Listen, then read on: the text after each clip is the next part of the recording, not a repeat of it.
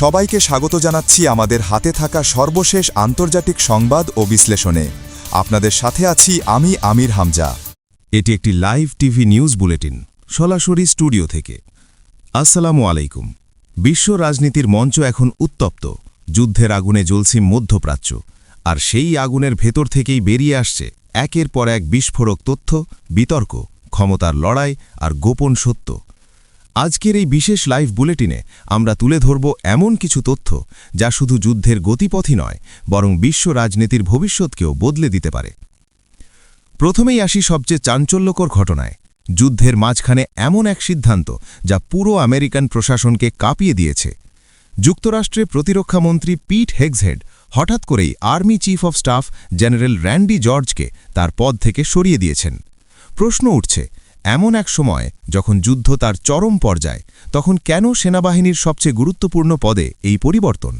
এটা কি শুধুই প্রশাসনিক সিদ্ধান্ত, নাকি এর পেছনে আছে আরও গভীর কোনো রাজনৈতিক খেলা?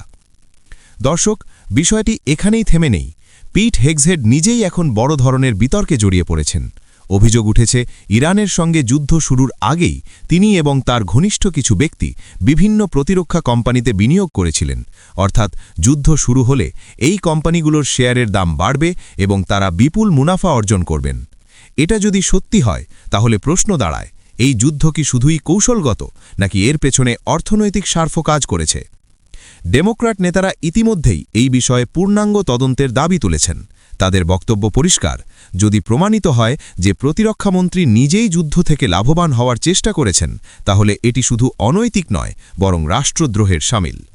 এখন আসি আরেকটি বিস্ফোরক তথ্যের দিকে, যা পুরো পরিস্থিতিকে আরও জটিল করে তুলেছে। সিএনএনের এক্সক্লুসিভ রিপোর্ট বলছে, ডোনাল্ড ট্রাম্প যেসব দাবি করছেন, বাস্তবতা তার সম্পূর্ণ বিপরীত। ট্রাম্প বলেছিলেন, ইরানের ক্ষেপণাস্ত্র সক্ষমতা পুরোপুরি ধ্বংস হয়ে গেছে, তাদের নৌবাহিনী কার্যত অচল। কিন্তু মার্কিন গোয়েন্দা সংস্থার তথ্য বলছে, ইরানের প্রায় অর্ধেক ক্ষেপণাস্ত্র লঞ্চার এখনও কার্যকর অবস্থায় রয়েছে। শুধু তাই নয়, ইরানের কাছে এখনও হাজার হাজার ওয়ান ওয়ে অ্যাট্যাক ড্রোন রয়েছে, যা যে কোনো সময় ব্যবহারের জন্য প্রস্তুত। এখন প্রশ্ন হচ্ছে, তাহলে আসলে কে সত্য বলছে? একদিকে হোয়াইট হাউস বলছে ইরান দুর্বল হয়ে পড়েছে, তাদের হামলার সক্ষমতা 90% কমে গেছে।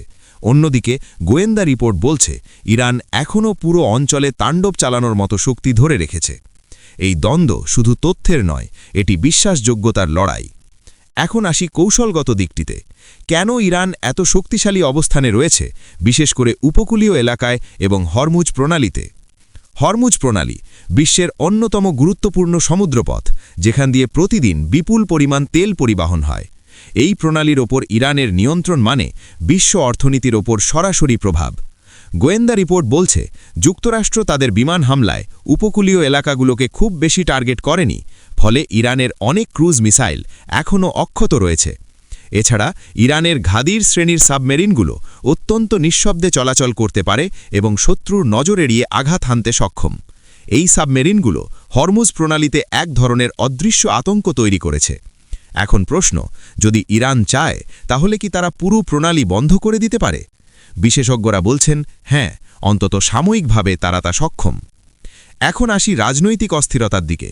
জেনারেল র্যান্ডি জর্জকে সরিয়ে দেওয়ার পেছনে যে কারণটি সামনে আসছে, তা আরও উদ্বেগজনক।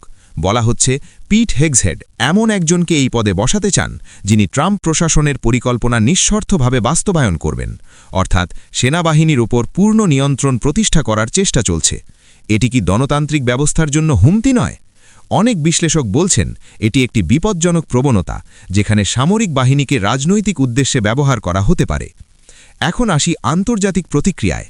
হোয়াইট হাউস এবং পেন্টাগন সিএনএনের রিপোর্টকে সরাসরি মিথ্যা বলে উড়িয়ে দিয়েছে। তাদের দাবি, ইরানের সামরিক শক্তি দ্রুত ভেঙে পড়ছে এবং তারা আর বড় ধরনের হামলা চালাতে সক্ষম নয়। কিন্তু বাস্তব চিত্র কি বলছে? মাঠ পর্যায়ের তথ্য বলছে, ইরান এবং তাদের মিত্র গোষ্ঠী যেমন হিজবুল্লাহ এবং হুথিরা এখনও নিয়মিত হামলা চালাচ্ছে। দক্ষিণ লেবাননে হিজবুল্লাহের আক্রমণে ইসরায়েলি বাহিনী বড় ধরনের ক্ষতির মুখে পড়েছে। এছাড়া যুক্তরাষ্ট্রের ঘাঁটিগুলো ড্রোন হামলার শিকার হচ্ছে। সব মিলিয়ে পরিস্থিতি অত্যন্ত জটিল এবং অনিশ্চিত। এখন সবচেয়ে বড় প্রশ্ন, এই যুদ্ধ কোথায় গিয়ে শেষ হবে? ডোনাল্ড ট্রাম্প বলেছেন তিনি আগামী 2 থেকে 3 সপ্তাহের মধ্যে যুদ্ধ শেষ করবেন, কিন্তু ইরান বলছে তারা কোনোভাবেই পিছু হটবে না। বরং তারা হুঁশিয়ারি দিয়েছে যদি তাদের ওপর চাপ বাড়ানো হয় তাহলে তারা এমন প্রতিক্রিয়া দেখাবে যা পুরো অঞ্চলকে অস্থিতিশীল করে দেবে।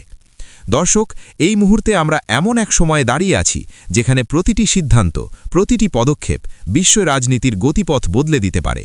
একদিকে যুদ্ধ, অন্যদিকে আভ্যন্তরীণ রাজনৈতিক অস্থিরতা। এই দুইয়ের মাঝে পড়ে যুক্তরাষ্ট্র এখন এক কঠিন পরীক্ষার মুখোমুখি।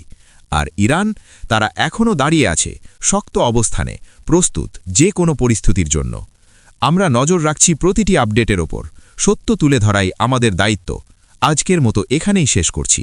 আল্লাহ হাফিজ।